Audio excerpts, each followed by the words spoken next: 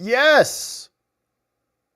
Hello, my beautiful friends. What an amazing day it is today, and welcome back. I hope your week is unfolding oh so beautifully, and you're accomplishing all the things you've set your mind to on this incredible Wednesday. It's all downhill from here. You know what that means. Tomorrow's Thursday, and then it's going to be a Friday. We're happy about that, as you can tell. But we're waiting for the tubes to fire up on this evening because we got a bunch of business to attend to. We're talking about these protests that are taking place right now.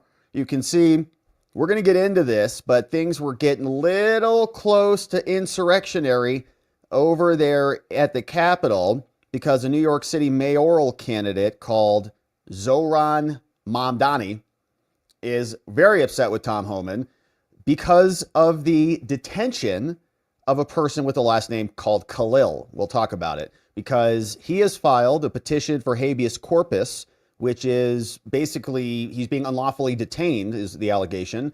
Our friend Margot Cleveland gave us this detainer note or the filing from him.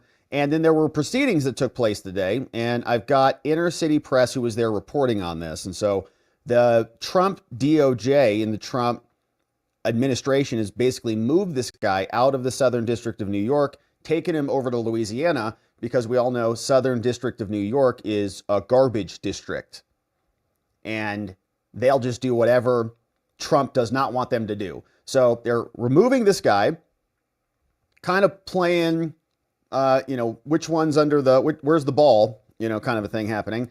And so we'll go through that. Pretty interesting stuff that's happening and lots of spicy opinions on this. Here was the other angle there at the Capitol building. Now, Tom Homan was there, meanwhile, just munching on an apple like it ain't nothing. So we'll go through all of that and more. We've also got some updates on this USAID saga. Lots of questions we had this morning, even talking about on the Membo stream about this email that came out saying today they were going to shred and burn a bunch of documents. And I saw this email and I was like, what the heck is this?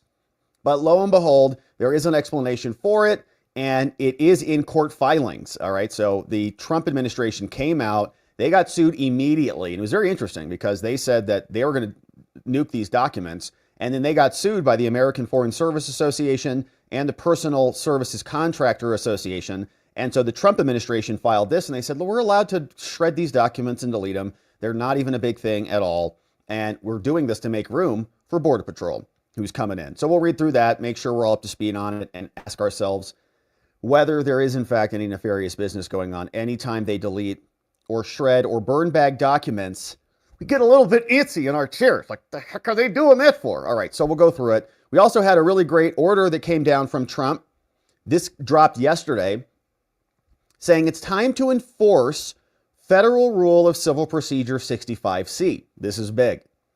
And we'll read through this because we've talked about this before in the context of injunction bonds, right? If they're going to sue Trump and say, you got to pay us $2 billion or turn that spigot of money back on, well, they got to post the bond of that amount so that if there is a problem, the government is not harmed and penalized based on the outcome of the case. In other words, they're not out $2 billion. So we'll go through that. We also got some updates on this J6 saga. Been asking ourselves about Kash Patel and Pam Bondi about whether they're going to actually deliver any documents on anything anytime soon in our lifetimes. Turns out they are. That's great news. So this letter went out from Jim Jordan on February 24th. He sent that over to Kash Patel. And then the FBI just responded to that actually just a few days ago. And they explained that they dropped off an entire tranche of documents. And so hopefully we'll be seeing them soon via Congress or via the FBI. But as you can see, the assistant director, Marshall Yates, over at the DOJ FBI division, sent a letter to Jim Jordan saying, yep, there's materials that have gone out. Even, it sounds like, some pipe bomb materials may have gone out to Congress. So we're getting documents promised, documents delivered, bit by bit. I know. I'm having to check myself on this one too. Just be patient, Rob. Just relax. They just got in there. You're going to get your little documents soon enough. All right. Relax, Rob. All right. So we got some documents that are going out. Then we got to talk about this woman who just got charged by Kash Patel because her name is Serena Baker Hill, charged with fraud. She works over at CBP, you can see. She was providing welcoming remarks in Detroit. Well, she's been charged with crimes. Kash Patel made a post about this, have not been able to grab the criminal complaint yet, and they didn't publish it for whatever stupid reason. But we'll read through it, see what the latest is. Before we turn our attention to this fella again, remember him? Mark Elias and Perkins Coie.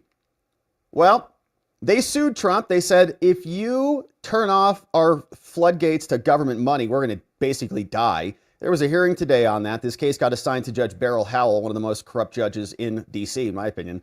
And she, of course, extended what their request was and issued a TRO, a temporary restraining order, saying that Trump can't cancel the contracts with this private law firm. It's ridiculous. So we'll read through it. Of course, Trump's going to appeal that. We had the great opinion from Trevor McFadden yesterday, but we've got a bunch of updates on that and more. And it's really great to be with you, my friends. We'll go through all of this and more, but before we get into the business on the day, what we've got to talk about are friends over at the Wellness Company, because as we know right now, as soon as this video plays here for us, what we're going to find is that there's a lot to talk about when it comes to the Wellness Company, provided that this video plays so that I can share this beautiful message with you that sounds like this. And here's what it sounds like. As we know, we've got a real situation with health in America. We got high schools, they're on high alert.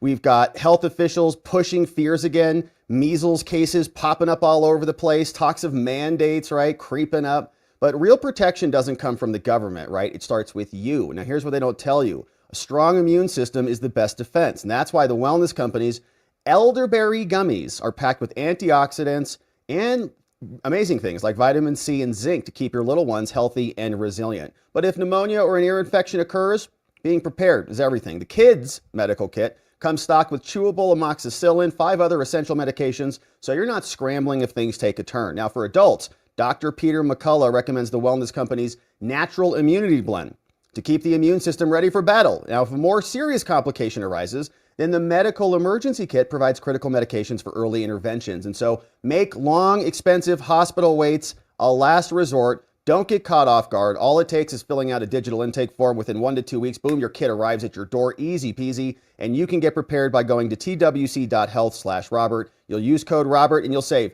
$30 off your kit, and you're going to get free shipping. So check them out. Our friends at the Wellness Company, twc.health/Robert. $30 off, and you'll get free shipping. These kits are only available to our USA resident friends. So get your kits today. And thanks for supporting our sponsors over at the Wellness Company. Now, let's get into business on the day, because we had some spicy activity at the Capitol starting here. President Trump now starting the process at the very least, an individual by the name of Khalil. And people are unhappy about this. You can see Tom Homan was at the Capitol, and this guy, a supposed candidate called Zohran Mamdani, who wants to be the mayor of New York City, was very unhappy with Tom Homan for rounding this dude up, who apparently is a permanent resident, but who is still in the process of having his green card revoked and being afueraed right out of the country. So they were in the Southern District of New York. Homan joins Republicans in Albany, so it wasn't at the Capitol, it was in New York. And here's how it sounded when Tom Homan arrived. How many more New Yorkers are not charged? Do you believe in the First Amendment? Do you believe in the First Amendment, Tom Homan? How many more New Yorkers will be charged for that target? Okay, that is physical touching in an offensive manner to law enforcement. Feels very insurrectionary to me. If that was a J6er, they would have been charged with crimes for that, just to be clear. J6ers got charged for crimes less than that. They got charged with aggravated assault and different types of crimes for water bottles flying around, popping people in the head. And it was ridiculous. Okay, empty water bottles, not full water bottles. But here's the point. That guy was there screaming at Tom Homan. Here's another angle on this. As you can see, Tom Homan is taking it in stride.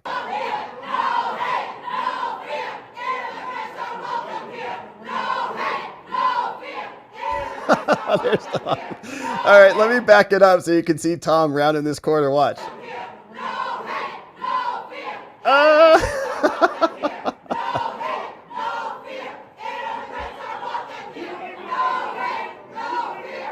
He's just munching an apple, man.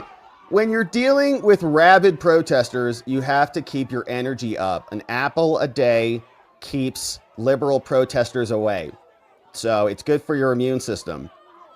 So they're all in there. It's not at the Capitol. It's in New York. They're all just freaking out. That guy getting very insurrectionary too.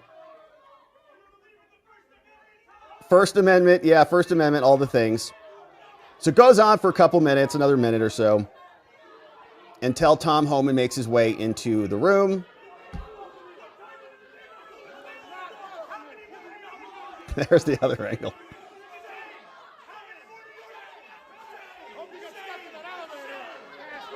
I hope you get stuck in that elevator? Whoa, that's rude.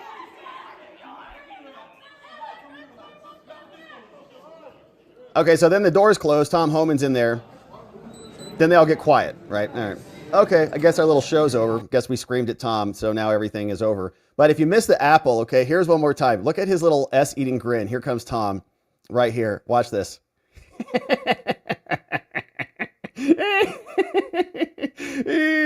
He is just enjoying. Up there it is. You could hear it right there. Boom. Tom Homan just enjoying. Absolutely amazing. So eat your apples, my friends. Anger a liberal, eat an apple right in their faces. So Tom Homan is there. Now, here's what is happening. So legally, there is something going on. Margot Cleveland, amazing. Please follow her on X. She's doing outstanding work, especially covering these TROs and preliminary injunctions. She posted this because we were having a difficult time. The website called Court Listener was down all day today. Very frustrating. And we love Court Listener and we support it. But here is what they published from our friend Margot, just a couple pages of what is happening. So we have some context for this. So what is going on in the Southern District of New York is this guy, MK something Khalil is his last name. And a lot of this is privatized because he's a private citizen and he has been detained by the government. So what they're filing, his attorneys, they're basically suing Homeland Security, Kristi Noem, Trump, everybody, with a petition for a writ of habeas corpus saying this guy's being unlawfully detained. You have to let him go. Show me the body, right? Where is he? You can't hold him without charges, without lawful reason. So they write, all right, listen, this Khalil guy is a lawful permanent resident and he's a student over at Columbia. He's married to a U.S. citizen. She's pregnant with their first child, going to give birth next month. On March 8th, just days ago, agents from Homeland arrested him with no prior notice. When agents arrested MK at his student housing, the agents stated, well, we're detaining him. His student visa had been revoked by the U.S. State Department. Sorry.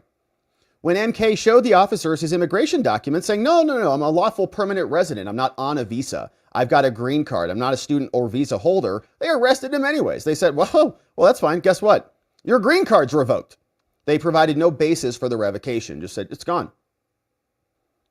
Now, the question is, can they do that, right? Can they unilaterally do that? Is he afforded some due process? Does he have the right to a hearing before they revoke it or what? We're going to get into that, obviously. Now, ICE's arrest and detention of Khalil follow the U.S. government's open repression of student activism and political speech, specifically targeting students at Columbia for criticism of Israel. Now, the U.S. government has made clear they will use the immigration enforcement as a tool to suppress that speech. And we always are asking this question, right? It's a very complicated area of law. That's why we have immigration lawyers and constitutional lawyers and criminal lawyers all battling over these issues. But what rights do non-citizens have to certain protections and due process? And there's, in broad strokes, this relationship where the less of a citizen you are, the less rights you have. So if you're an illegal alien crossing the border, well, you can get picked up and deported in an expeditious manner relatively quickly. But if you're on a visa, maybe you get a little bit more rights and a little bit more process before that visa is revoked. If you're a permanent resident with a green card, maybe it's even higher standard. And then by the time you're a citizen, well, obviously they can't deport you out of the country. So it's this relationship. We're asking ourselves, well, where does it fall here? And who makes these decisions? MK has been an outspoken activist regarding these issues. Now, so in other words, does this guy have free speech the same way that a citizen does? Subject such that the U.S. government cannot use speech, okay, in addition to all of the other activities. They're talking about speech. So if we give them the benefit of the doubt and say, okay, let's say speech is a problem, they're actually violating his speech. The question is, can we do that and use that as a basis to afuera someone? So he's been an outspoken activist. And what is happening is the Trump people are engaging in blatant efforts to target and chill the speech, to discriminate against particular viewpoints without providing a reason, and perhaps based on the misunderstanding that he's a student visa holder rather than a lawful permanent resident. And so they violate his rights under the Constitution, the Administrative Procedures Act, and more. And so this court should declare ICE's actions are unlawful, stop his transfer outside of the district, and order his immediate release. Now, this is a big part of this conversation, because right now, they filed this petition in the Southern District of New York. We know that is a horrible jurisdiction. They'll do anything that anybody on the opposite side of the V against Trump wants. They also write here, respondent is acting director of ICE, responsible for this. Now, Kristi Noem also responsible, and Pam Bondi also being sued. The court can hear these cases pursuant to U.S. Code and more.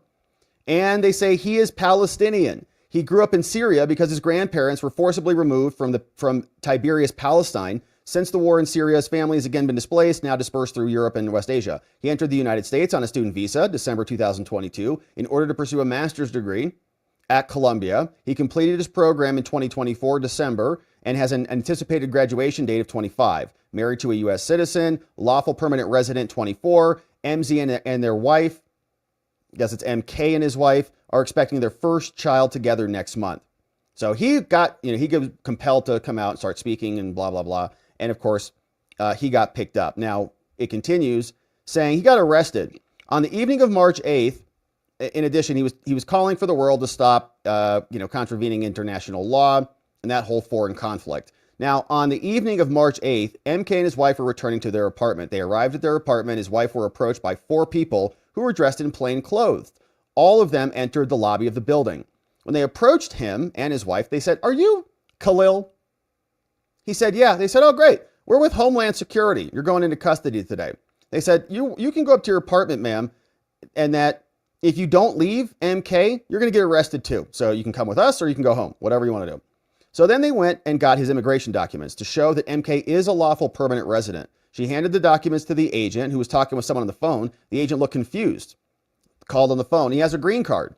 MK's wife heard the agent repeat that they were being ordered to bring him in anyways. While the wife went to the apartment, MK was able to place a call to his attorney, Amy Greer. Attorney Greer said, "Do you guys have a warrant?" They said, "Yeah, we do." They heard a voice tell MK to hand them the phone. Okay, so they got a warrant for the dude. So they went through a judge for something. Attorney Greer identified herself as MK's attorney, who asked who she was speaking with. The agent identified himself as Elvin Hernandez, Homeland Security. The attorney asked Agent Hernandez, "Do you have a warrant?" He said, "Yeah, I do," stating that MK's student visa had been revoked. Greer said, "Well, he's a green card holder and he's got the right to due process." Agent Hernandez said, "Oh no, the Department of State had revoked his green card too, and that he would be brought in front of an immigration judge to deal with that." The agent stated that he would be taken to 22 Federal Plaza. So green card is gone and your visa, which didn't exist, but that's gone too. The agent then handcuffed MK, brought him outside to where there were multiple vehicles waiting. The wife asked for the names of the agents to follow up on the husband's detention. Only advised, "We're not talking to you. This is where we're taking him. No business cards or any information at all." So they say, right, all the claims come out, violating his constitutional rights. He's got a right to free speech. He's got a right to due process and more. And so they should release him immediately. Now, and thank you, Margot Cleveland, for posting that. We appreciate that. So after that was filed, the judge ordered a hearing and Trump's DOJ responded accordingly. They said, "Hey, actually, Judge, we write on behalf of the parties in response to your order that is telling us to address some of your questions, and here is what we're addressing. We take the position that the court should resolve this motion to transfer or to dismiss before addressing anything else. Here's why. We disagree about the nature of this case, and we think that the matter of venue and jurisdiction should be resolved first. In other words, the court can't even hear this habeas claim." So we're going to file a motion maybe to transfer. We intend to file and more. Okay, so Trump's people responded to it. Now let's go to the court proceeding and see what happened inside. Inner city press reporting. This is inside the hearing of Khalil, who is now about to be afuerad. And the question is, where is he located? Judge calls the court clerk calls the case. All rise. Please be seated. Bunch of people in the courtroom. Inner city press, Matthew Russell Lee reporting tells us there are many petitioners' lawyers. So Khalil has a bunch of lawyers all ready to fight for this dude, of course. For the respondents, Trump, we got Brandon Waterman and Jeff Osterreicher of the Southern District of New York. Everybody's screaming in there, free Palestine. Judge says, will you shut up? Decorum is required in this courtroom, okay? There is to be no outbursts from you lunatics. If you have a phone and it goes off, I will take it, and you may not get it back. Judge says, until now, access to the docket has been limited to the courthouse. The petitioner's identity is widely known. Should I make the docket available so everybody can read this stuff? Yeah, no objection. You guys, government, no objection. Judge says, okay, fine, I'll take care of that. So the docket will be published. Good. The judge says, all right, listen, government, I'd like a preview of your arguments. All right, in this circuit, jurisdiction is based on the time of the habeas filing. So they filed this saying you have him unlawfully detained. I know he's not here right now. He's not in New York right now, but it's where he was when it was filed. So this was filed at 4:40 a.m. on Sunday. So Mr. Waterman, where was Khalil at the time this was filed? Your Honor, he wasn't even here. He wasn't even in New York. He was in New Jersey by then. So jurisdiction never vested here. He was never here. They filed here, and they want the right forum, right? They want the forum of Southern District of New York. Like, well, he was there for like 5 minutes, so we're going to file there because they know that court is rigged in their favor. Now, Trump, by contrast, wants to hightail out of there and get this guy to Louisiana into a much better jurisdiction where they'll rule accordingly in his favor. So everybody's racing to move this guy and file stuff. So he was in New Jersey. He was not present here at the time of the filing. Sorry, Judge, you guys screwed up. Judge Furman says, okay, but you agree to the law as I've stated it, right? So like if he was here and they filed it while he was here, I would have jurisdiction, right? Where is he now? He's in Jena, Louisiana. All right. Well, okay. So would you be seeking to move this petition to New Jersey or to Louisiana then? So if they can't be here, you're going to say go here or go there, right? Well, we're considering it, says the DOJ. It may not be in New Jersey since the petition was not timely filed there either. But either way, Judge, like we don't know what we're going to do. We don't have to really tell you what we're going to do. But the Southern District of New York, where this is being filed right now, is not the proper forum. You can't hear this case. He can't file it here. He's not here, never was here. There's no right to be here. The judge says, all right, well, listen, I'm going to need more updates and more briefs from you people. So your papers, when you submit them to me, should address Justice Kennedy's concurrence in another case called Rumsfeld, because there are concerns about moving petitioners to evade jurisdiction. It seems like you guys might be trying to hide the ball on this one and get this guy out of here so that I can't have any say over it. And they write, well, Khalil's lawyers say, courts have also looked, Your Honor, to identify the field office that was responsible for that movement decision. So, like, did the Southern District of New York say move him? Maybe that gives you jurisdiction over the case since it originated out of here. The judge says, well, I have rejected that argument in the past, so I can't base it on that. You are not writing on a fresh slate here. So no, like that doesn't work. That doesn't give me jurisdiction. I've already said that before, so I can't reverse myself on that one. So sorry. Khalil's lawyers say, but Your Honor, this case is extraordinary though, and it sets it apart from a garden variety of cases. This is, important. Judge says, relax, one step at a time. Okay. Now, the judge tells us, I have ordered that he not be removed from the country. But this was not a ruling on the merits, okay? This is just to preserve the status quo, to rule on the issues raised. Now, I propose that you brief the request to return the petitioner to the district at the same time. So send him back here is what the judge is saying. So I'm saying he can't go out, but I'm not ordering him released. And you can file papers to bring him back to New York. And they say, we'll do that. We will file an amended habeas petition. All right, that's granted. You can file a new one, file your second draft, and it'll be better. All right, government, anything else? Well, there are threshold issues to address here first, Your Honor. I mean, that's fine, but they can amend whenever they want to. It's fine, but their amendment is not going to get over the threshold issue of whether you have jurisdiction, so whatever. Well, you two should confer. You know, there's a need for speed here, and so we need to get this thing moving quickly. Government from Trump says, well, okay, we'll propose a schedule, no problem. All right, well, how about an amended petition by 9 p.m. tonight instead of midnight from the Khalil lawyers? Can you guys get that to me back here by tonight, 9 p.m.? Sure. Anything else? Yeah, Your Honor, we also want to raise client access issues. We wanted to go talk to him, but he's been moved 1,000 miles away from us. And we contend that he was targeted for his advocacy for Palestinian rights. And we like access to him. We can't go find him. So we sought to obtain a privileged call. It was already scheduled for the 20th. His wife is 8 months pregnant. It's hard for us to continue our work without talking to him. So can the court help us gain more regular access to this guy? Well, I thought you spoke with him. Didn't you already speak with him? Well, Your Honor, it was a non-privileged phone call and they cut us off early. Government, anything from you? I mean, I'd be inclined to get them privileged access to their client. Well, Your Honor, he has been served with a notice to appear for removal proceedings in Louisiana down there. So Louisiana is claiming jurisdiction over him. He's got court down there. So I'm happy to reach out to them down there, but that's where he is. All right, well, the concern here is timing, okay? I would be inclined that he has provided a privilege call today and one tomorrow, all right?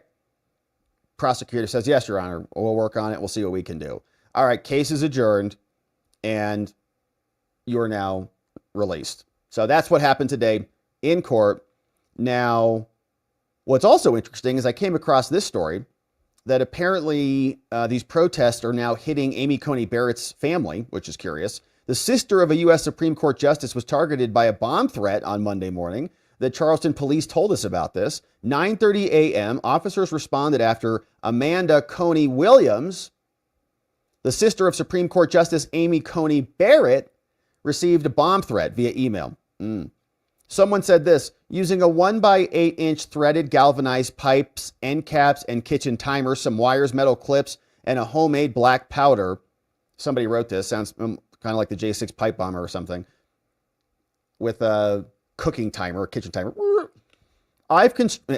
Is Kamala Harris also included in this scam? All right. I've constructed a bomb, says this person, which I recently placed in Amy Coney Barrett's sister's mailbox at her home in Charleston, South Carolina. The device's detonation will be triggered as soon as the mailbox is next open.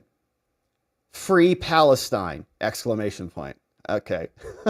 So no one knew who would be targeting their home, but that an unknown person had attempted to deliver pizza to some households related to Barrett over the weekend. Wow. Then it was a false alarm. Somebody went and opened the mailbox up, and no arrests have been made yet. So things are getting spicy there. Now, Rubio says, look, you're not entitled to be here. Like, we're not importing people who are going to come into this country and cause a ruckus, cause protests, and try to bring their foreign problems to America and then suddenly claim free speech and all of this stuff, okay?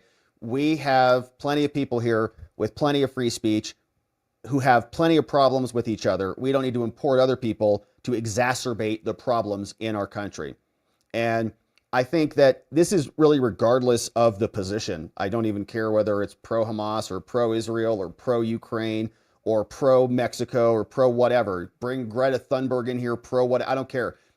If you are coming into the country and you're being granted the privilege of American generosity to host you in our home, then you will act like a kind guest and be respectful of America and what we're trying to accomplish here. And unless you bring actual value to the country beyond your free speech and your grievances, then you're not welcome, okay? This is not how it used to be before, where your value was your diversity and your inclusivity and all of those things, okay? Country is jam-packed full. We got way too many people here that we are trying to deport hand over fist. So until we get a handle on all this stuff, your free speech and your immigration into the United States to bring with you your foreign country problems, we don't need it.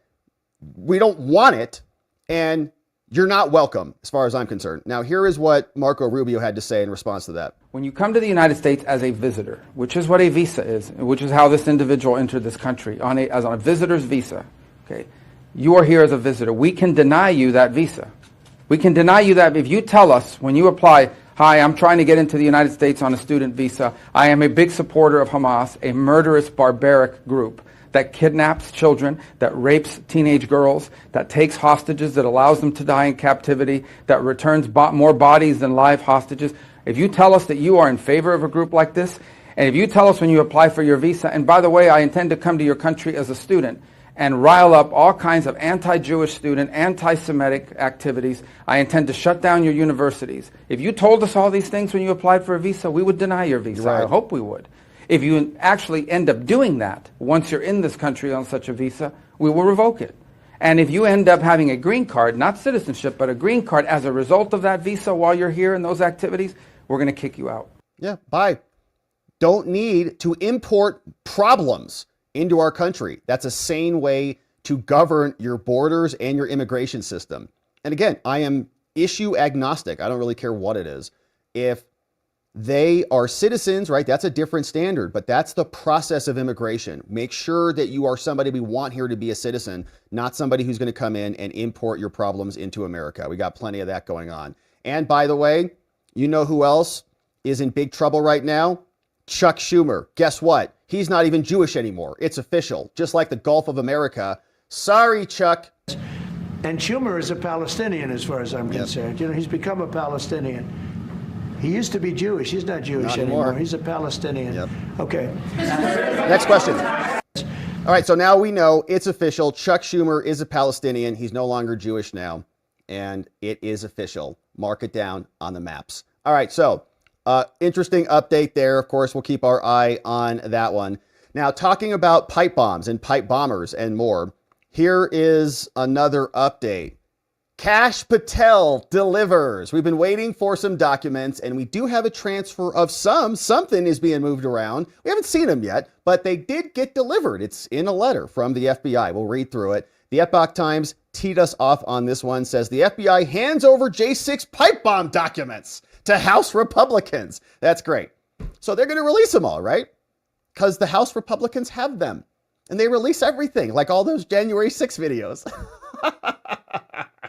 And body camera videos too. All right. So anyways, the documents got transferred, and there were a couple letters that went out. Let me show you what is happening behind the scenes. So here is what Jim Jordan sent over to Kash Patel. This one went out on February 24th. And then we got a response back from the FBI on March 7th. And they're going to explain to us the first tranche of stuff that has gone out to the House Republicans. But here's what the Judiciary Committee sent out.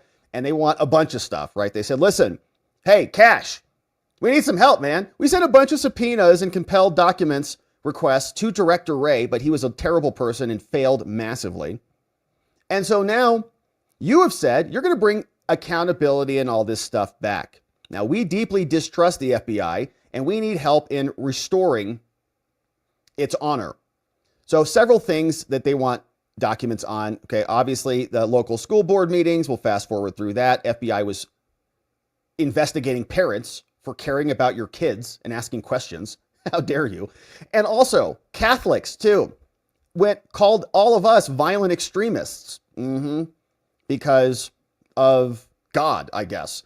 Biden colluding with tech companies. They want information about that. We were mostly interested in this subsection here. Director Wray's slow walking of the J6 pipe bomb info. On January 6th, the federal law enforcement discovered 2 pipe bombs near the RNC and DNC, and they didn't really spend much time investigating it. The discovery of both bombs resulted in federal law enforcement diverting significant resources away from the Capitol. Convenient. So then as law enforcement responded to the bombs, protesters breached the security perimeters. The pipe bombs were either intentionally or unintentionally serving as critical diversions that substantially contributed to the security posture. Now, nearly 4 years later, law enforcement has yet to identify the individual responsible for planting the pipe bombs. Go figure. In the early weeks of the investigation, the FBI took significant investigative steps, including identifying multiple persons of interest, search warrants, hours of security camera footage, components of the pipe bombs. And despite the threat that the bombs posed to Congress and the public, and Kamala, who was right there, the role they played in diverting resources away from the Capitol, the feds have refused to provide updates to Congress until now. We do have some stuff. So throughout the last Congress, the committee sent numerous requests to the FBI for documents. In response, the FBI only provided the committee with a briefing that left them with more questions than answers. Particularly, among other things, the briefing failed to inform the committee of the viability of the pipe bombs that were recovered and whether the FBI interviewed the person who discovered the bomb. Now, while the DOJ pursued its investigations of Americans following the events at, quote, unprecedented speed and scale, and after nearly 1,500 days since the two bombs were discovered, the FBI has not made any meaningful progress towards the apprehension of a pipe bomber who dropped two weapons of mass destruction, allegedly, outside two very important buildings in Washington, D.C., one of which the vice president, walked right by. Due to the gravity of these threats, as well as the apparent lack of investigation by the FBI, the committee requires information about what specific actions the FBI took. And remember, maybe they'll get to it, but Steve D'Antuono also, in my opinion, lied through his teeth that other cell phone companies had corrupted data. Did you track his data? No, he couldn't. Why? It was corrupted. Oh. All of it? Yeah. From all of the cell phone companies? Yeah. That's weird because they're data companies, and data companies, their job is to like not lose data, you know? Well, they lost it. How'd that happen? Yeah. So what did they do? Did they request it? We already know there were stories that the cell phone company said that that's not true at all. They gave them everything they had. It was all functional.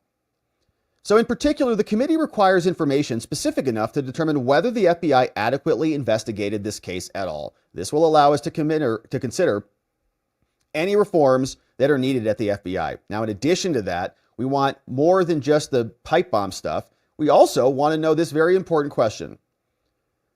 How many confidential human sources were there in the crowd on January 6th? We know from the Proud Boys trial that the Proud Boys defense attorney said that there were at least 50, which is 10 times more than the number of Proud Boys who were on trial. On December 12th, the Justice Department OIG reported on the FBI handling and found that there were 26 undercover CHSs at the FBI, okay? So forget about HSI, a whole separate agency. Forget about Metro Police. Forget about all of the other Army divisions and all of the, who are there. All of them, National Guard. Undercovers for days, hundreds, I would expect. Saying 3 of whom were specifically tasked by the FBI to travel to Washington that day, like officially on the books.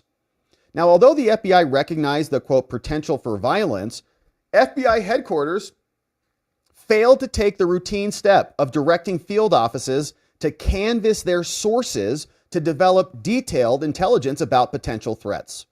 So 26 people who they could have milked for information, they didn't. It's also unclear whether the FBI shared its reporting from CHSs with other law enforcement entities before the FBI took steps to prevent violence or cause it. Now, according to the report, 26 CHSs came from multiple FBI field offices and were in Washington with a connection to the events on January 6. Of those 26 CHSs, 4 entered the Capitol, 13 entered the restricted area, 9 attended the events but did not enter the Capitol or engage in illegal activity. But guess what? Biden didn't prosecute any of them who entered the Capitol. One of the sources who entered the Capitol later provided video footage which was passed along to the FBI. When they got that info, they instructed the office to task the CHS with going to Joe Biden's inauguration, right? So that dude who helped to set it up as a CHS got invited to the inauguration, of course. The FBI later used taxpayer dollars to reimburse the undercover sources to travel to Washington, right? So the FBI was seeding it with their sources. Now, additionally, the FBI failed to track the number of CHSs in Washington before that day. The handling offices for each of the CHSs obtained Washington field office concurrence as required, but of the 23 who traveled on their own initiative, the field office was only informed that 2 would be in Washington, but 13 notified that they were there. So their lines were crossed. They only had advance notice of 5 of 26 who were coming, but everyone else knew that they were coming. So the committee requires information. How did they not know what their numbers were? And more. They also want information about Iran and their attempts to interfere with the election and Biden using FACE to pursue political prosecutions. They want gobs of information. All of this getting sent over to the Honorable Kash Patel. Sincerely, your friend, Jim Jordan. Thanks for getting us these documents. We can't wait to read them. So the FBI responded, and here is what they said back. The Honorable Jim Jordan, coming from the U.S. Department of Justice, Office of Congressional Affairs for the FBI. This is being written by the Assistant Director under Kash. Dear Chairman Jordan, this letter provides an initial response, phase 1, we're seeing that again, to your letter and to your subpoenas to the FBI that you sent back on Feb 24. You're calling for transparency and accountability, but guess what? During Kash's confirmation hearing, he affirmed that, said that aggressive constitutional oversight from Congress is essential to restoring trust with the FBI, and he's committed to working with you. And so, Jim, as a sign of good faith, we are providing this initial production more than a week ahead of the subpoena deadline, ahead of schedule and under cost. This will not be the last production we will send to satisfactorily comply with your subpoena, but it is the first one. And so, to that end, we are diligently working to completely comply with your subpoenas. Now, given the diverse and broad subject matters that you asked for, we saw them all, here's what we're working on. We've got right now for you some documents from Garland's school board memo. Those are marked as follows. We also got the subpoena from the Richmond field office. So those are marked in these indexes. In response to your subpoena about the FBI and social media companies from the Foreign Influence Task Force, those are included in these files. And in response to your subpoena about the FBI's investigation into the January 6 pipe bombs, documents are enclosed, marked in these numbers through these numbers. So it looks like we've got 00001 through 0000030. Okay, so like 30 files, 30 folders. Some of these are much bigger. Okay, this one goes up to 319. This one goes up to 367. That's only 030 versus some other ones, although this one's smaller, right? That one's 01 to 09. So about 30 pages of documents, 30 files of documents, probably pages, but maybe there's some juicy bits in there. We'll see. Now, again, the FBI will continue to produce additional responsive documents identified through our ongoing search processes on a rolling basis to meet your needs. The FBI is committed to complete compliance with various subpoenas on these documents. Today's productions contain minimal redactions to protect personally identifiable information and law enforcement sensitive info. The FBI is able to engage with the committee to address any questions about these redactions. Please note that these may include personal information, and we do not waive any privileges with regard to these documents. We hope, Jim, you're happy with these documents. Thank you for supporting the FBI, our mission, and our people. From Marshall Yates. So, Congress has their hands on something. Jim Jordan has his hands on 30 pages of J6 pipe bomb stuff. Let's see what's inside. All right, so good update on that one. Now, let's talk about this USAID stuff because this was a little concerning last night. This email freaked a lot of people out, yours truly included. I saw it and I said, oh, great, here it goes. They're shredding everything just as we suspected. We saw this email. It came from Sarah Cook and others. They say, look, USAID staff have been instructed to clear out their files. Here's what the email looked like, right? And it looks pretty serious. It says, hey, good afternoon. Thank you for your assistance in clearing out our classified safes and personnel documents from the RRB. The event will take place all day on March 11th, beginning at 9:30 a.m. You go, what? All day shred event? Shredathon? Please meet at the RRB 14th Street lobby at 9:30. If you can't be there at the exact time, then your badge will be programmed. Now, shred as many documents first and reserve the burn bags for when the shredder becomes unavailable or needs a break. Sheesh. If you need to use the burn bags, do not overfill them and ensure the burn bag can be closed with staples at the top. The only labeling required on the burn bags are the words secret and USAID in dark Sharpie if possible. If you need additional burn bags or Sharpie markers, please let me or the SEC team know. Everybody saw that, went, what the heck is going on over there? Is that Hunter Biden who sent that email? No, it was acting executive secretary. You say, wait, acting secretary? So that's one of Trump's people. Turns out it's all okay. It's all normal, right? Here is what the Trump White House said in response. Anna Kelly, deputy press secretary, and this also was filed in court, says the USAID building is going to be occupied by CBP. This was sent to roughly 36 employees. The documents involved were mostly courtesy content, old content from other agencies, and the originals still exist on classified computer systems. So this is just fake news hysteria. It's not a big deal. And look, it makes you a little hysterical when you send an email like that. Like, we're just shredding everything. Shove as much crap in there as you can. We got one day to fry all this stuff. And so people rightfully were concerned about it, I think.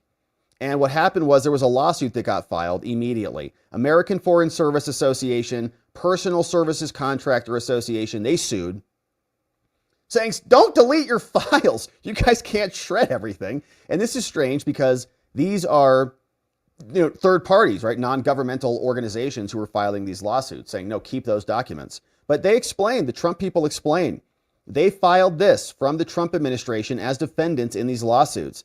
They say, look, Your Honor, let us shred our stuff, okay?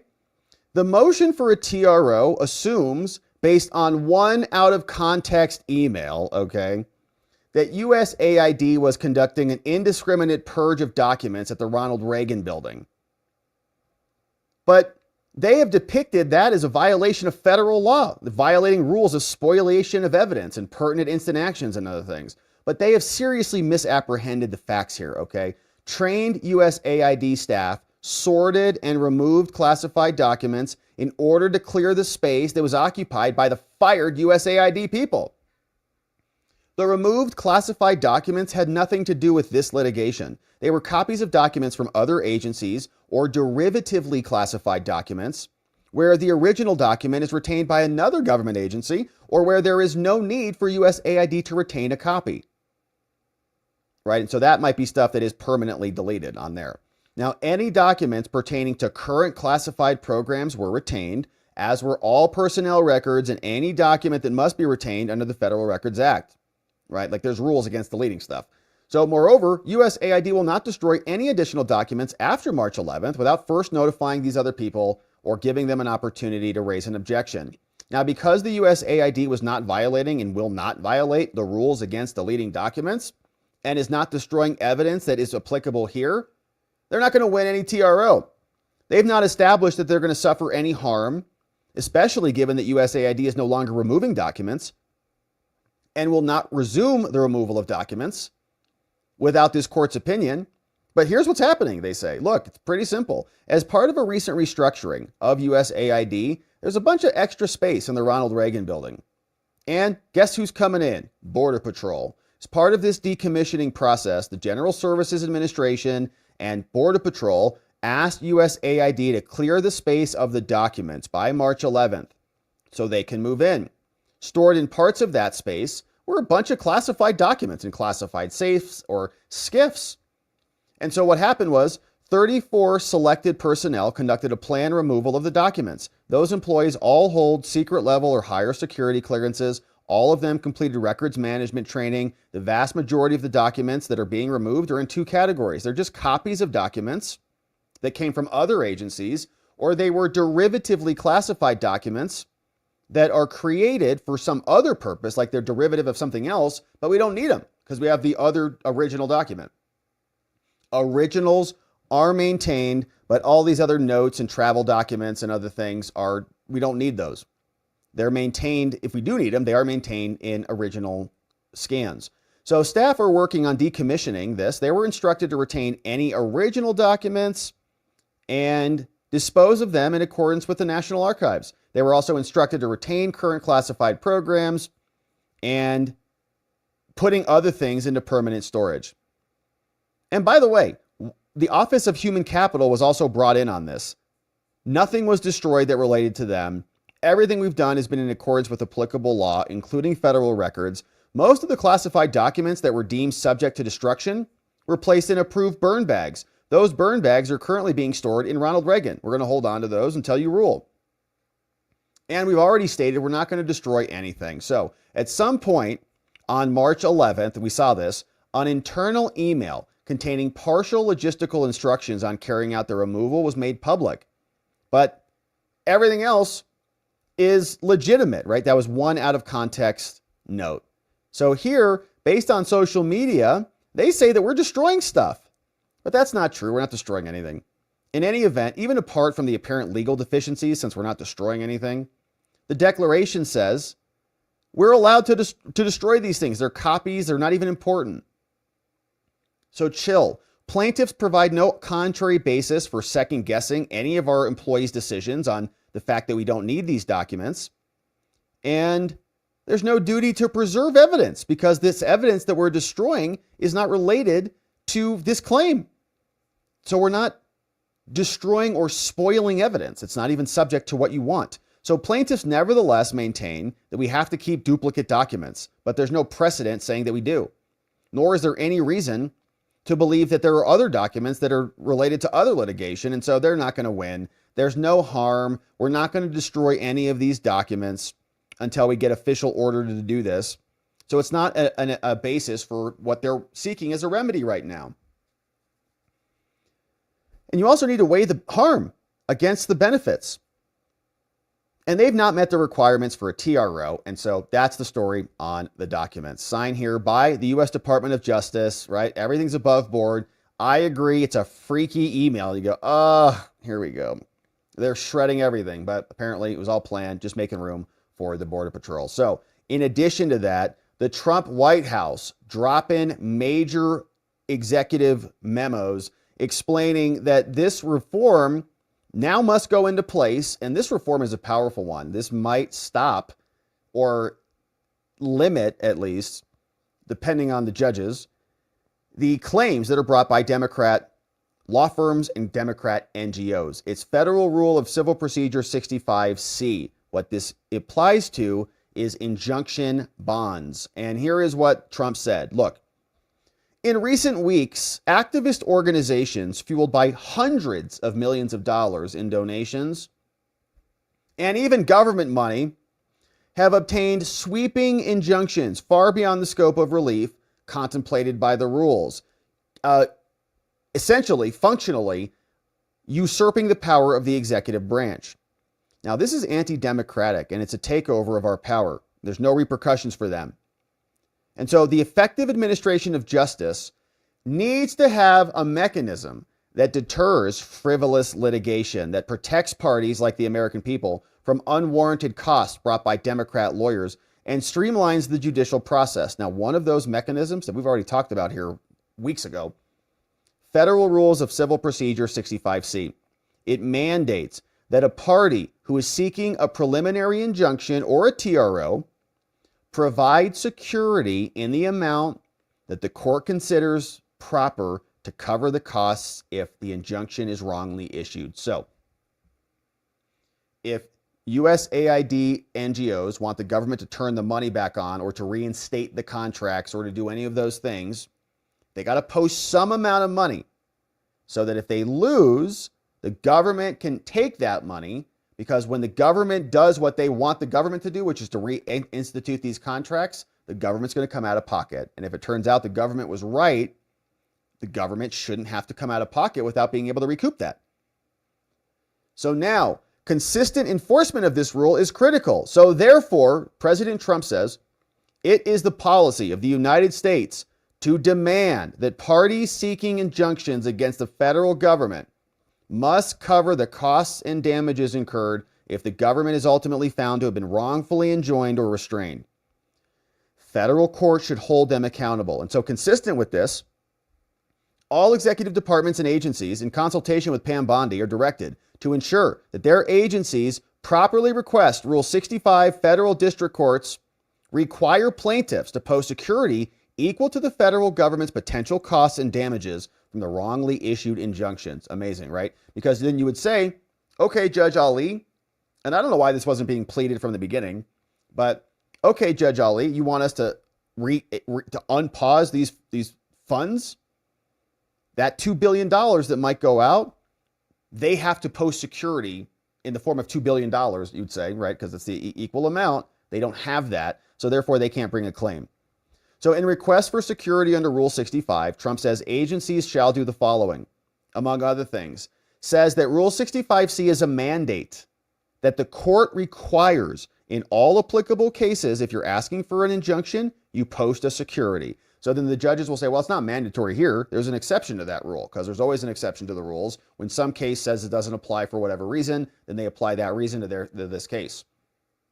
Or that the security be like $1, nominal fees, to cover potential costs or damages. Now but at least Trump is going to be mandating this is pleaded in every single case moving forward. The security amount the agency is requesting is based on a reasoned assessment of the potential harmed by their injunction and failure of the party that moved for the preliminary injunction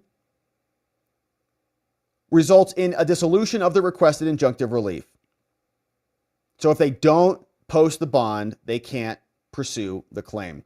This memo doesn't create any other substantive rights and more, signed by Donald Trump, and a very nice development. We're happy to see that will be coming out very soon. Now, Tim Burchett was out today talking about Doge and why he thinks they're getting so freaked out about all of this and why they're trying to get their money back. Here was Tim Burchett outside of D.C. Congressman, why do you think Democrats are trying to shut down the government?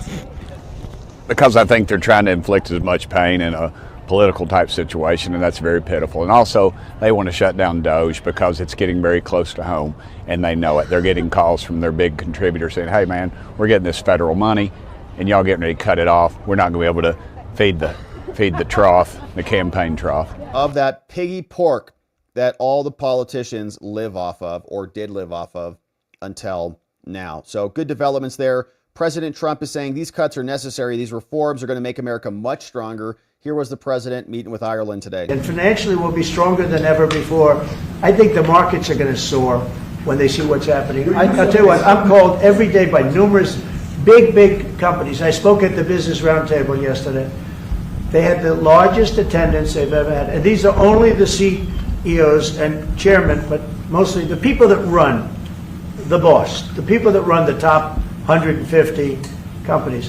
150 people showed up. Every single company showed up. First time it ever happened. It's been around a long time. The biggest business leaders. We had a great discussion. It went really well. And I want to tell you, there's tremendous optimism out there about our country in terms of regulations being cut, in terms of taxes being cut.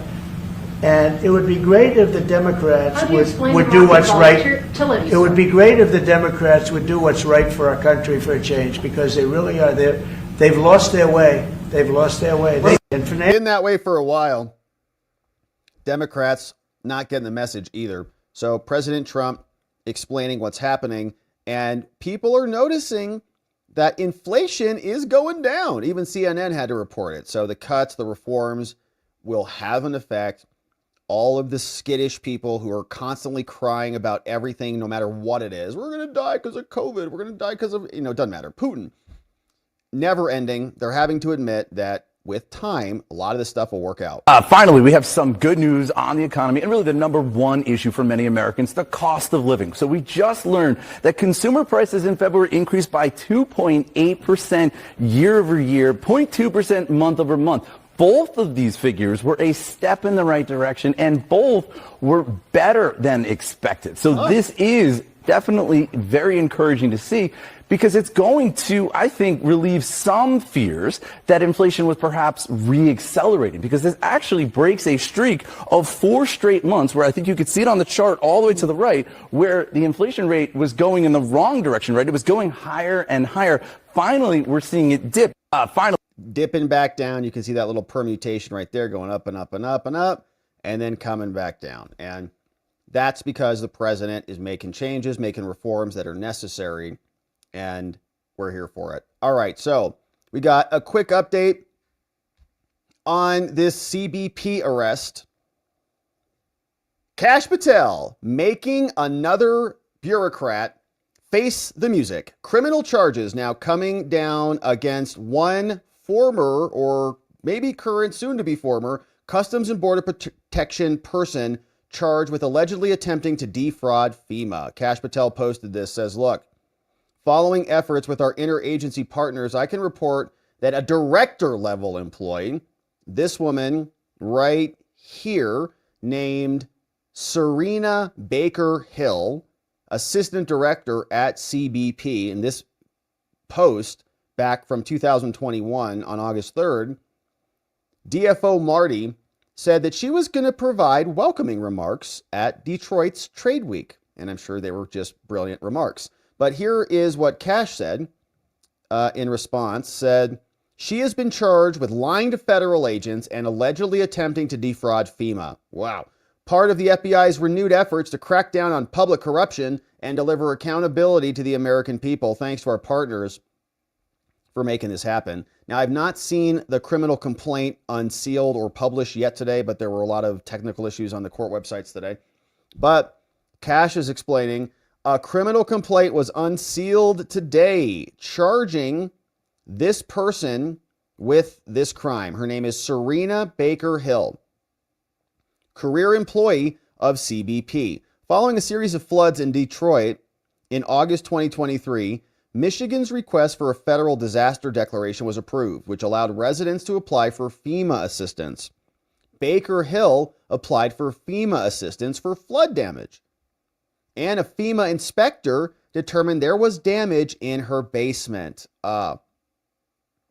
Then during the inspection, Baker Hill informed the inspector she was not able to live safely in the home while the repairs were being made. So then FEMA approved benefits for Baker to assist with home repairs for 2 months of rental assistance. In the approval letter from FEMA, it indicated that the rental assistance money was to be used solely to help Baker Hill pay rent and essential utility costs while she was in temporary housing. Now, according to Baker Hill's records, none of the FEMA money was used for rent, hotel, or utility. Video surveillance at the home showed that Baker Hill and her husband continued to live in the home after receiving the rental assistance and the funds from FEMA. Additionally, records for the home do not show a significant drop in utilities consistent with the property being unoccupied during the time. So they're still in there just blasting that AC. They're like, crank it down. FEMA's paying for this. Turn 65. Baker Hill was later interviewed by the FBI and CBP OPR agents and informed them that she was never committed illegal activity of any kind. She says, I've never defrauded the U.S. government. A complaint is only a charge and not evidence of guilt. Trial cannot be held on felony charges in a complaint. So they got her. She just got a couple of free months of rent. And what did they pay for her floor there? So she pocketed some extra money. And it's hilarious they're prosecuting this. The investigation, they should, of course, it's criminal. The investigation of this case was conducted by FBI Detroit, being prosecuted by U.S. Attorney Eaton Brown. Yeah, don't be a public official and don't get free rent.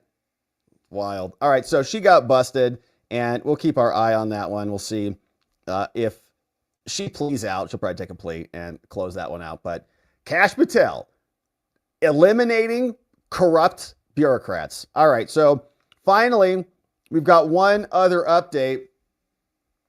Democrat lawyers are freaking out, even admitting in court that if the judge doesn't stop Trump's executive order from going into effect, their firm might be decimated. This, of course, is a case about Perkins Coie, Mark Elias's former law firm, when he was there working to stop Trump on behalf of the Hillary Clinton campaign. And this guy, of course, is highly invested in these types of lawsuits and was responsible for a lot of other lawsuits with the Democracy Docket, the Elias Law Group, back in 2020 when he was suing all over COVID changes.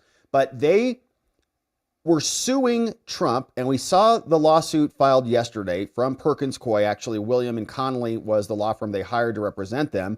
But Perkins Coie lost access to government contracts. Their contracts were canceled. Lost access to security clearances that were delivered to them based on them being trustworthy and reliable security partners.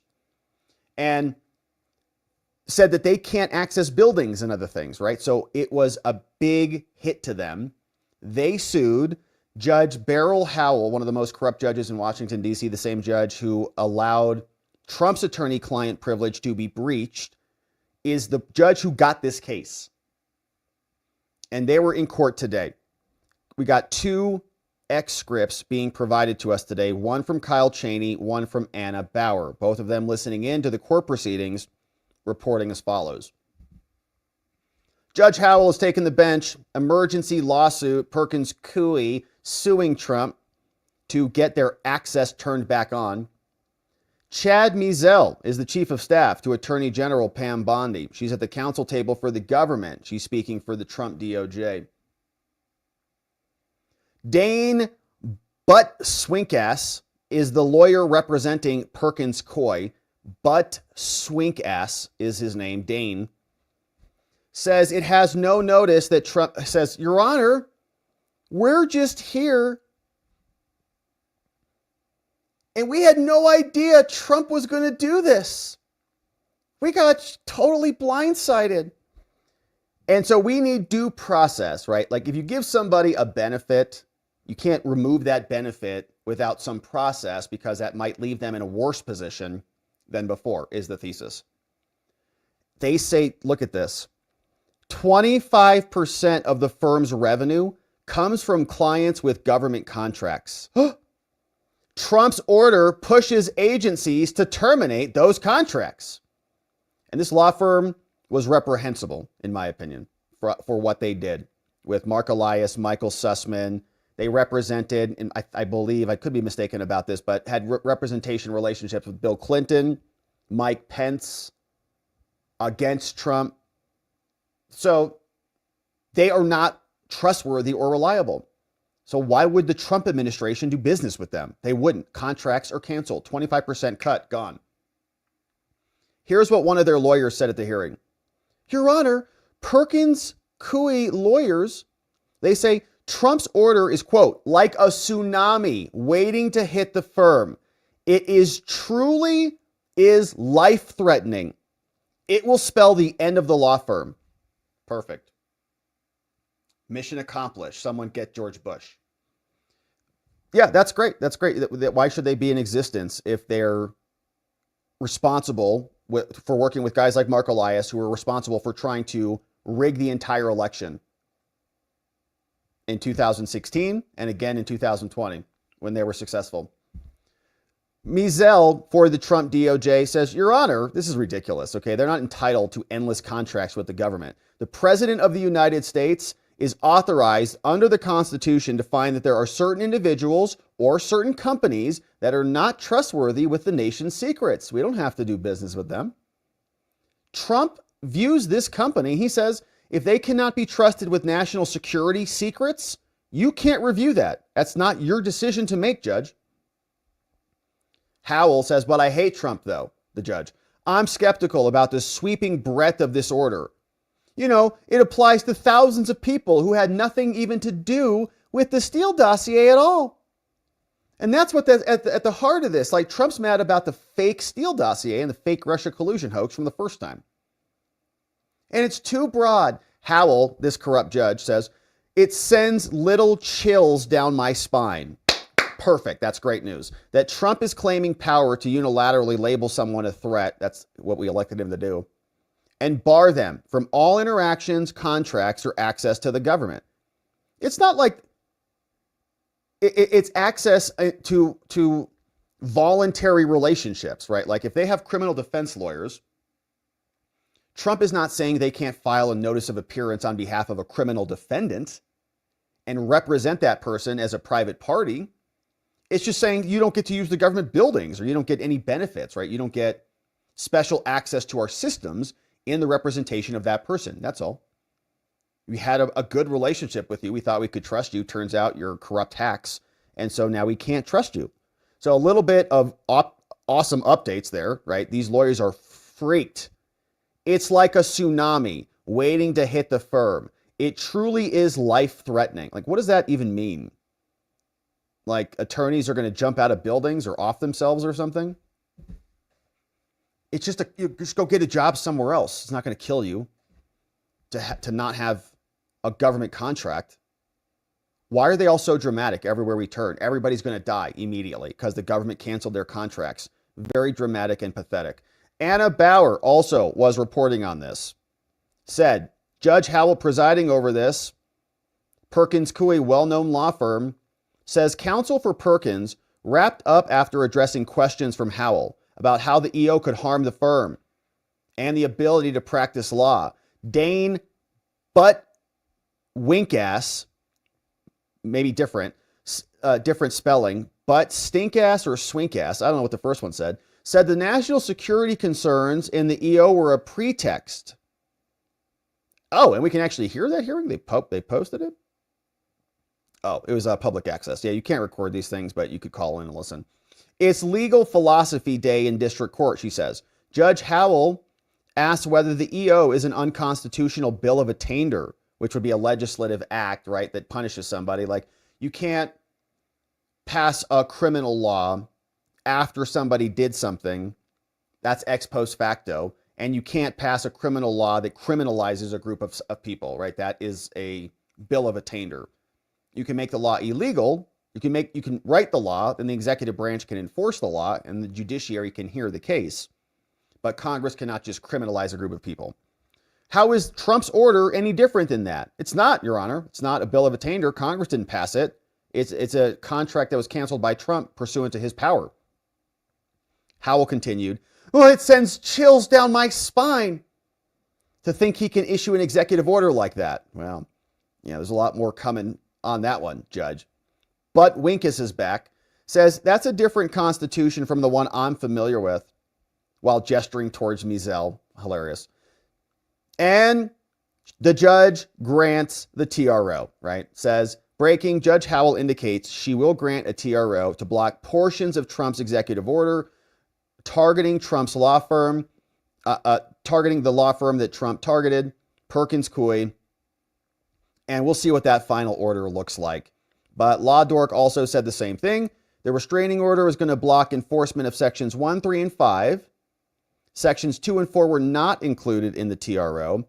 And Law Dork is reporting, Chris Geidner says that Perkins Coie is likely to succeed on the First Amendment arguments, saying it's retaliatory. This is all ridiculous. Calling it viewpoint discrimination. She says SCOTUS disfavors viewpoint discrimination. It's a canceled contract. They shouldn't even be suing in this court. The order is neither narrowly tailored, Howell finds, nor does it advance a compelling interest. It's not a broad law or policy that's impacting a huge portion of the country. It's just a canceled contract. National security is insufficient. So Trump is forced by Judge Beryl Howell, who's a Democrat super judge, to engage in this contract. Trump will obviously appeal this, and we can't wait to see where that goes. But the point of all this is that they are freaked out, man, freaked to the highest degree, saying, quote, this is like a tsunami waiting to hit the firm. It is life-threatening. It will spell the end of the law firm. Maybe they shouldn't have been engaged in corrupt prosecutions of election rigging by trying to create the Russia collusion hoax and by trying to change the election rules in 2024 with guys like Mark Elias. This is great news. We're happy about it, and we're going to be here continuing to follow it. Now, while all of this is happening there, while their lawyers are saying this is life-threatening, meanwhile, Trump is in there talking about J.D. Vance's socks. I have to speak of inflation. I love these socks. What's with these socks? President Trump. I'm trying to stay focused, but I'm very impressed with the VP's. All right, you can see little shamrocks down there on J.D. Vance's socks. And there was more from Trump saying, look, all of this, the Democrats, these law firms suing all of these people, if they would have just played fair and not had Mark Elias and Michael Sussman do what they did with Michael Steele and Fusion GPS, they wouldn't be in this predicament. Lots of other law firms didn't act like that, and they're not facing these consequences because they didn't drop below the standard of trust. Got to stay in the circle of trust. Here was Trump explaining Democrats have lost it. The Democrats have no clue. You saw that the other night during the speech. 2 young women were slaughtered by illegal aliens. 1 young man has very serious cancer and many other problems. When you look at the people up there, they all had difficulty, very serious difficulty. But when we're talking about 2 young girls, beautiful young girls, Lake and Riley, you know the whole The whole story that evening was a disaster for the Democrats, in my opinion. And I would mention, and I'd see two mothers that were inconsolable as they stood, crying. Their daughters had been absolutely just destroyed, killed, viciously killed. And the young man who loves the police departments, he had cancer and has cancer, very bad cancer. There wasn't from people sitting there, Democrats, there wasn't a hand clap. Nobody stood. They were just stone-faced. These people are sick. There's something wrong with them. There was no standing for anybody. The only thing they liked is when they heard about the death taking place with Ukraine. They were happy about that. They were happy about that. Pocahontas was very happy. She's the one that was clapped. That's why I looked at her. I said, oh, it's Pocahontas. These people are sick. They don't know what's happening in the real world. The Democrats have to get their act together. And if they don't vote, then what you're going to do is you're going to have taxes that are going to go through the roof. You're going to have a very bad time. You're going to have some very bad things happen. And people are going to blame the Democrats. They will, and the Democrats are not learning their lesson. They just keep doubling down. Trump is Hitler. Trump is Adolf. Trump loves Putin, all the things. Meanwhile, they're not offering any solutions other than turn our money back on. Let the grift continue, and that is obviously not going to happen. So President Trump has the lawyers freaked. Perkins, Coie, just one of them. We'll see which others get caught in the ruckus as well. And so, my friends, great stream today. Thank you for joining us. If you just are joining us, let me give you a quick recap on what we hit today. We started off with the Khalil protests, and we really enjoyed Tom Homan munching on this apple as he entered the picture right here. Look at that face from Tom right there. Hilarious. All right, so we covered that. We talked about his habeas petition, and we went through the proceedings via Inner City Press, Matthew Russell Lee, explaining that this dude is being moved around. He's currently in Louisiana. The question is, will he be afuera right out of the country? Even though he is a legal permanent resident, can they revoke that? Rubio says yes, they can, and he's going to be ejected. So we covered that. We also talked about the latest on the J6 pipe bomber. Jim Jordan just got a tranche of documents over from Kash Patel. We saw that Jim Jordan back in late February sent a letter to Kash saying, I'd like a lot of documents. Kash Patel said, message received, sir. This is phase one. More documents will be going your way. And some of those documents that have been delivered, we think are about 30 pages of J6 pipe bomb stuff. So Jim Jordan has it. Hopefully he releases it very soon. We also covered the USAID story about these shredded documents and learned that actually it's probably just legitimate. They had a bunch of garbage in there. They got rid of all the garbage USAID people. Now you got to get rid of their garbage documents too. Like all like the crumbs of like the Cheeto bags. Like, open up the drawers. We're going to need burn bags for all this stuff. That's all it was. So they filed that in court. We read through it. And we saw that Trump also issued another order saying it's now time to have injunction bonds under the federal rules of civil procedure, saying if you're going to sue us, post some money, post some security, and now all of Trump's attorneys will be making those demands in all future litigation. We talked about this woman called Serena Baker Hill, who just got charged with crimes for FEMA fraud for taking months of free rent and living at her house and blasting the air conditioning and just living is like a cool cat while we're all sweating our butts off.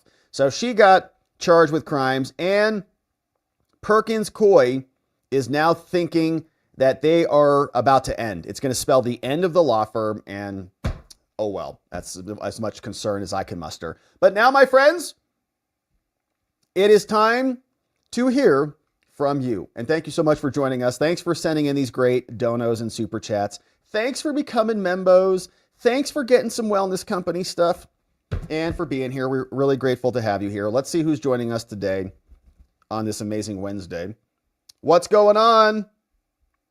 We had some comments get dropped. Thank you, Donut, for clipping for us this morning. John in the house. Hey, what's going on? Let's see who's here.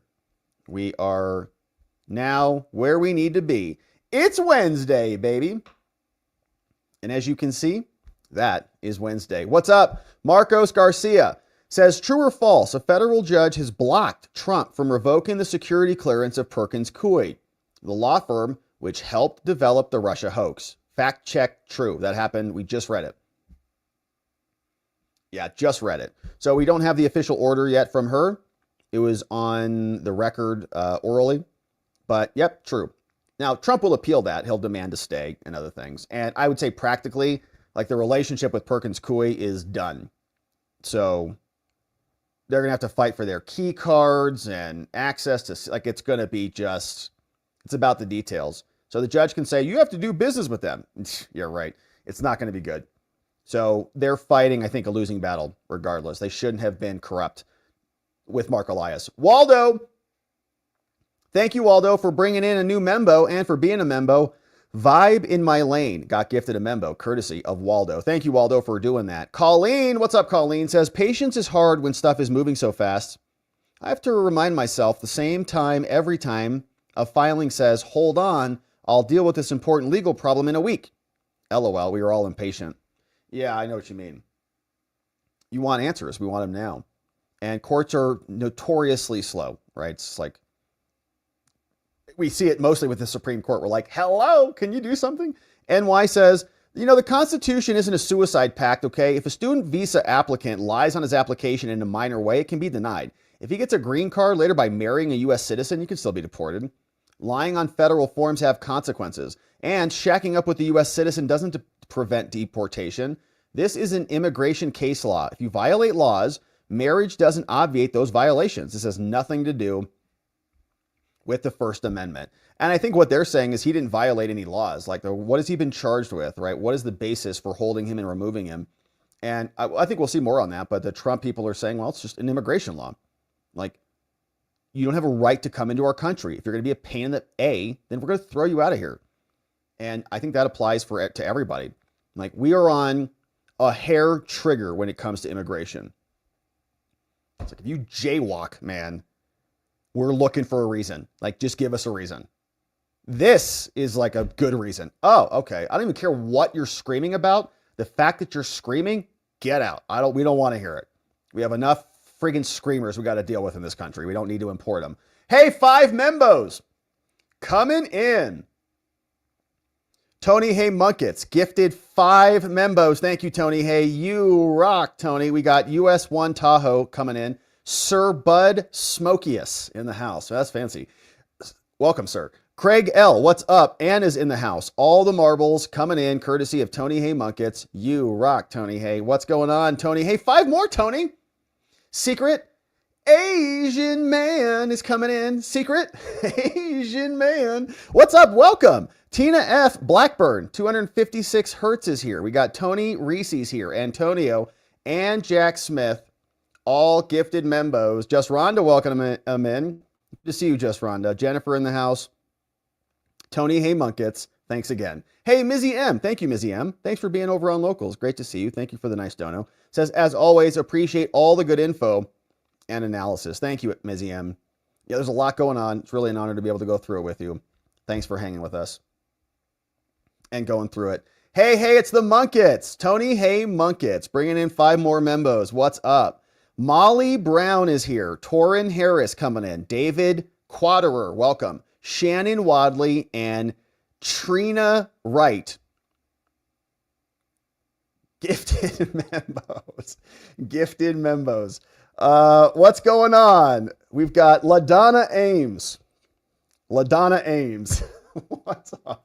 Says, I would like someone to look into how Khalil got residency so fast. Probably married. My son-in-law had to wait 3 years to get his status changed, and they had an attorney throughout the whole process.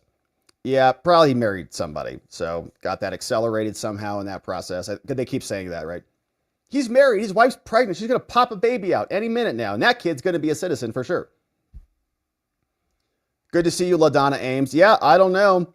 But things are changing. And you now have to have utility to come into the country and stay here. Hey, what's up? Andra Medina. Andra Medina in the house. Thank you, Andra, for becoming a membo. Great to see you. We'll see you tomorrow in the Membos Only stream. What's going on? This one came in from Chrissy. Says, hey, just want to show one of his YouTube videos today. He showed a chopped up fake video, and I'm sure he doesn't realize it. I left a link in Watching the Watchers. We posted something that was chopped up fake video. Thank you for that. Yeah, that's not good. I'll have to check with my team on what that's about. Thank you, Chrissy, for flagging it for us.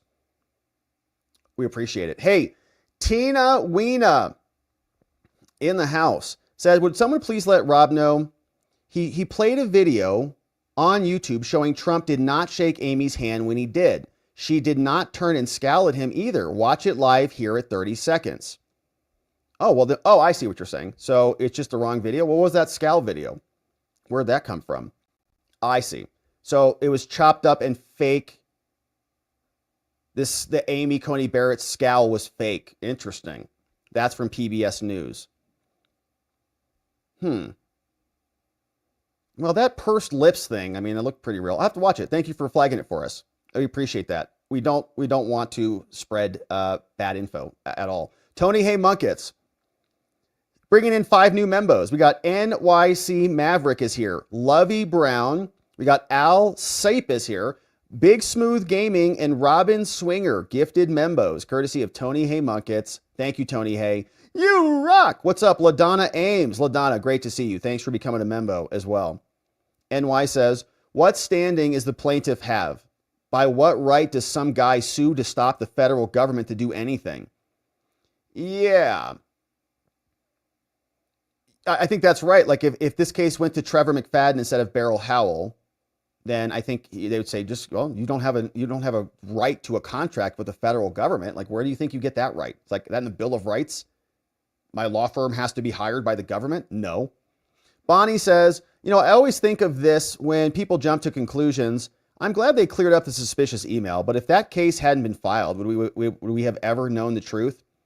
Yeah, so like this photo where it looks like on the one side, this lion is eating that little cub, but it's really just carrying the cub. You see that a lot. There's that other one with the media where it's like, it looks like it's a guy stabbing somebody, but it's just like a shoe. It's kind of like one of those graphics. Tony, hey, Muckets. Tony, bringing in tons of new friends. Thank you. Irish Dublin in the house. Lots of Irish stuff today. Janice Cleot, what's up? We got LJC8, Randall Willems, and Elizabeth Carroll. Gifted membos, courtesy of Tony Hay Munkets. Thank you, Tony Hay, for bringing in so many new friends today. Ed is here. Says, okay, one district judge permits Doge to access the Treasury. Vargas in the Second Circuit enjoins access. Does this mean an appeal to the Supreme Court to sort out conflicting rulings on access? Yeah, I think that ultimately that's where this is going to go up to. We're having different rulings. Even within the DC Circuit, we're having different opinions, right? Trevor McFadden versus Judge Amir Ali. So we're starting to see circuits make decisions, and Second Circuit will be different than the District Circuit. So yeah, I mean, I think we're going to probably see the same thing happen in the birthright citizenship stuff. Right now, I think most of the circuits have been in favor of denying Trump's stays on those, but some other circuit will say that the executive order is valid, and the Supreme Court will flush it out. Thanks, Ed. Says the price of eggs are going down too. Yeah, I think we saw that with Caroline Levitt. I think she actually commented on that, saying, just give it a minute. Okay, 4 to 6 months. 6 months later, these new hens are going to be popping out eggs so fast it'll make your head spin. You're going to be so sick of omelets. You're like, Rob, no more omelets. So too bad. You have to. You want it. You got it. Eat these eggs. Colleen says inflation is going down. Darn, that means they have to say he's actually doing what he promised. I know they hate to admit that, don't they? Poor legacy media, complete with sarcasm, I know. They have to admit that Trump is successful and they're losers. Hey, give me more here. Give me more. We love more here. Thank you, more here, for bringing in 10 more here. What's up? Dan O'Connell's coming in. Nick S. is here. Whitney Davis. Time for change. Yeah. What's up? Welcome. Eric Hutcheman coming in. Paul Pizzle Wizzle. We got Annette Nunez. Maria Nigri. We got Michael Bailey in the house. All gifted membos courtesy of more here. Bringing in 10 more here. Hey, Sergeant GPS says, Chutkin, Orders the release of the names of the Doge employees. Amazing. Hilarious. Like the FBI agents, like, we're so scared and we don't want our names out there. Did she say it should be public or just to the court? She wants them publicized so that they can be attacked? Interesting. Hey, what's up? American Trucker says, Rob, if I'm not mistaken, if I tell the unemployment office I made X amount last week, I get no check. If I tell the welfare office I got a job, I get no money next month. So what makes Perkins Coie any different? LOL. Well, they think that they're Democrat super lawyers and that they're essential to the functioning of the American country. So everyone else, though, not so much. Special privileges for them, obviously. Hey, Mock Schnell. What's up, Mock Schnell? Bringing in 20 new membos. Mock Schnell, you're amazing. Look who's coming in. Deez is here. Ann, Pseudo Snark, Healing with Virtual Auntie. We got Southern 8, CM Brooks, Drifter, Joke D4, B-Jax, Sauke Ryan, One Piece God. We got Debbie Washington, Dogma. MAGA Babe, welcome. Dave Wallace, King Mondor, Lady Acelius, apologies. We got Billy Clark, Conservative Mama, Kathleen Hoover. What's up, Kathleen Hanover in the house? Great to see you. Kathleen Hanover. MAGA 2024 and Shelly Scott, gifted membos. Mock Schnell, more speed, you rock. Thanks for bringing in 20 new membos. We'll see everybody tomorrow morning on the members only morning stream. What's going on? Tony Hay! 20 more from Tony Hay Muckets, plus another 5, Tony Hay. You're out of control today, man. I'm loving it. What's up? The Bobby Bishop Show coming in. Jay Bird, Ryan E., Lindsay Cornegay. We got That Brad, Kevin Taylor, Freedom Forever, Taffy Smith, Jackie Joe, Carol Myers. Jess is here. We got Hitchhiker Effect, Tip Top, Jennifer Jenny. We got Robert P. Doyle, Jonathan Conklin in the house, Turd Ferguson, welcome. Poem, Melly Mel, and Gene Edwards, gifted membos in the house, man. Tony Hay, thank you for doing this. Even more. Brad Carthauser. We got Michael Boyle, Gwen M., Adamus, and Veronica White. Gifted membos. Tony Hay Muckets, man. Thank you for that. Tons of new membos. Gorian Lady. Welcome, Gorian Lady. Also became a supporter. We'll see you tomorrow. This one, Jason Clean Safe Energy is here. Welcome, Jason Clean Safe Energy. Hey, 9 months. We got a new baby in the house. 9 months. Yeah. I love your show. Never miss it. Thank you, Jason. I really appreciate that. Thanks for being here full term. Congratulations to all of our Watcher fam. We got a new baby. Thank you, Jason. Renee Sargent says, my wife tells me that comparing Rosie O'Donnell to a potato is insulting to the potato. I know. Rosie O'Donnell's over there. And those Irish better be careful. There might be another potato famine over there since she's there now. G-Men, a federal court in a final judgment said that the ATF had to return all confiscated FRTs, forced reset triggers, after they ruled they were not machine guns and did not make them readily convertible, like an auto sear is and is illegal to own. All FRTs were supposed to be returned to their rightful owners by a date in mid-February. Court gave an extension. Not one FRT has been returned. What are Bondi and Kash doing now? The ATF is requiring background checks for these triggers after they ruled not to buy machine guns. They also don't want to return them to people in states where they're deemed to be illegal. Both of these are an open violation of federal court orders. What the heck are they doing? Great question, G-Man. Not up to speed on that case, but sounds like people should get their property back. R. Tiff says, will the whiny law firm be required to post an injunction bond? It's a great question, right? Trump should respond to that and say, well, if you're going to grant a TRO, they should post some sort of an injunction bond. Yeah, and I don't know what that would be even, but a lot. And they're a big law firm, so they've got a lot of money. And I'm excited to see about the appeal. I think that Trump is going to appeal this. It's going to be on the same basis, right? Trump has already beaten Hampton Dellinger on something very similar to this. That was a particular person. He's already beaten the other contracts that have been canceled in multiple venues. So I think that they're on the losing end of this, but they have to do it. They have to sue to save face and to fight, because it probably is existential for them. And it also creates a stigma. Even if they win a partial reinstatement, they're still like on probationary period. Okay, everybody's going to go, well, aren't you kind of like in the thing with Trump? and they're on the wrong side of this. They goofed. They played with fire. They knew what they were doing. They were all okay with it. And now they're having to pay the piper. Sorry. Ed, what's up? They also don't have a right to a security clearance. Exactly. Like, why do they think that they have a right to a contract, a security clearance? The president, duly elected by the people, has now said, I don't trust you anymore. I don't trust them. There's a good basis not to trust them. Mick, what's up, Mick? Thanks for becoming a supporter. We'll see you tomorrow on the Membo stream. Tony, hey, 5 more, Tony. Amazing. Big Merciful One coming in the house. Frog Club, Lamb Shark is here. 6 Roland, Mr. Meme, all gifted membos, courtesy of Tony Hay Munkets. Tony Hay Munkets, you rock. What's going on? Exposer. Thank you, Exposer. Says, thank you for your content. Thank you, my man. Says, I've been watching far longer than my membership says. The people in the chat have got me through so much, man. I love you, all you guys. Thank you, Robert. You rock. Man, Tony Hay. Such a great comment, brother. Thank you, man. You guys have gotten me through a lot of stuff too, whether you know it or not. Some stuff you know about, some stuff you don't know about. It's like, man, life's rough right now.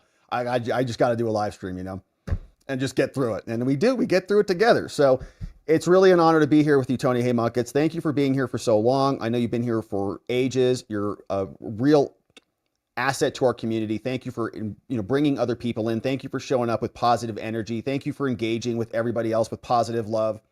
You're amazing, brother. I'm glad that you're doing well. I'm glad we can be here for you and you can be here for us. We're grateful. Jen Davis. Thank you, Jen, for becoming a membo. We'll see you tomorrow on the Membos Only morning stream, which is noon for the East Coast friends. And it doesn't have the same vibe to it once the time changes. Hey, First Amendment says, hey, Rob, we are on our retirement tour. And here with the grandkids, we're training them upright.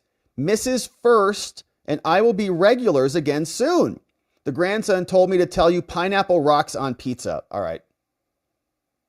Well, is he here on a visa? Because if that kid's here on a visa, then I have maybe some thoughts on that. Just kidding. So, he's young. Young kids don't know anything. But eventually he'll grow up and he'll realize that is a tragedy of the highest order. Anytime you do that to a pizza, it's offensive. But all right, he's young. Anyways, hey, great to see you, First Amendment. Honestly, such a great photo. Beautiful family. It looks amazing. Everybody looks so happy. Lots of love there. You look happy as hell. Love the hat. Love the shirt. Love the fam. Thank you for sharing your love with our fam. We're grateful to have you here. I hope your tour is amazing, and we'll see you when you get back. So shout out to you both. Yeah, and pineapple. I know. Yeah. Anyways, somebody should call CPS if there's pineapple being delivered on pizza to young kids. Should be illegal. Hey, what's up? God bless America, baby. God bless America. 10 membos coming in. Matt Farms, what's up? Ditch Digger. What's up? Sandra W. William Hawkins. We got Hanzo's here. Unwokel. Melissa. Bebop in the house. James Reagan and C1 Son. All gifted membos.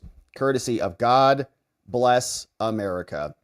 Amen to that. Thank you, God bless America, for that. And thank you, my friends, for those great contributions. Thanks for inviting new friends in. We love you. We can't wait to see everybody on the next one. Let's see what's happening on X right now, and then we're going to wrap it up. We're going to go over to Locals, watchingthewatchers.locals.com for our members only after party debrief. We're going to see what's happening over there. Mini Tika. Hey, what's up, Mini Tika? Says, hey, never let facts stand in the way of fraud, waste, and mismanagement. Also, congrats, Rob. Rumble channel just crossed 65K, baby. Amazing. Thanks for checking us out on Rumble, too, if you're looking for another place to watch the show. Next milestone, 100K, baby. We can do it. No doubt about it. B. Torn says, more good news today from Scott Pressler. 3 Democrat senators have announced they're not seeking re-election in 2026. And they're all swing states. Yeah, it's good news. I think they see the writing on the wall. And why do the Democrats, why would you want to be in power if you can't have your lovers, your husbands, your mistresses, your family, your cousins, whatever, if they can't get rich off the government teat, what's the point of being in power? You just go do something else, like go work for a big law firm. Hey, what's up, Rella Bella? We also saw B. Torn over there. Great to see our friends on X. We love everybody over there. Tony Hay Munkets, squeezing in 5 more membos, Tony Hay. Outstanding. Julian Siha Consulting joined up. What's up, Joanne P? We got Richie Curated, Don Emery's and Salty, name redacted, gifted membos as we close it out, courtesy of Tony Hay Munkets. Thank you, Tony Hay, for doing that, man. Really generous today. We appreciate it. We're excited to have all of our new friends on the Membos Only morning stream tomorrow morning. But that is where we're going to leave it on this day, my friends. Of course, before we wrap it up, we want to thank our amazing mods and meme smiths, K Bean, Donut Mind Me, Carrie B, Playin' Hooky, Dog Digger, Janek, all modding the fort down for us. Mega shout outs to Jeegum Geegum, our meme smith extraordinaire. I sent mom the baby picture yesterday and she was laughing a lot. Also, shout out to Elliot Dockmaster for docking out the place. My friends, it has been a beautiful stream, and so we are going to leave it there on this evening, but tomorrow it's going to be Thursday. We're excited about that because the day after that, it's Friday. We're looking forward to it, but not yet. We got a bunch of business to attend to here. We're going to close out the week nice and strong. We're going to be here tomorrow to see what the day has in store for us, and in order to do it appropriately, we're going to need to see you right back here so that together, with your help, we can shine that big, beautiful spotlight of accountability and transparency down upon our system with the hope of finding justice. Make it a beautiful night, my friends. Sleep very well. I'll see you right back here tomorrow. Bye-bye.